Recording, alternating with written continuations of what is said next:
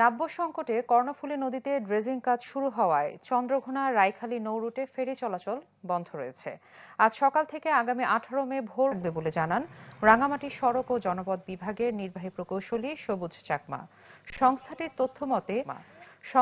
তথ্য মতে শুষ্ক মৌসুমে নাব্য সংকটের কারণে ফেরিতে ওঠার পল্টুন চরের ওপর আটকে যায়, ফলে যানবাহন পারাপারে বিঘ্ন সৃষ্টি হয়।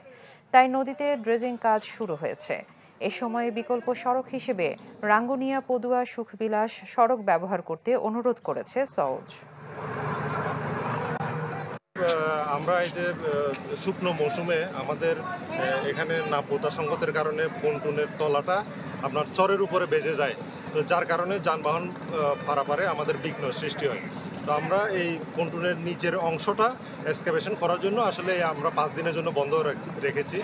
তো আমাদের যদিও বা আমরা 5 দিনের জন্য, আমরা যদি দ্রুত হয়ে যায় 3 দিনের মধ্যে 4 দিনের মধ্যে আমরা কিন্তু খুলে দিব। নগদ পেমেন্টে 500 টাকা পর্যন্ত ক্যাশব্যাক আর লেনদেনে প্রতিদিন ডিপ ফ্রিজ এবং ঘন্টায় ঘন্টায় এসি টিভি সহ দারুণ সব গিফট।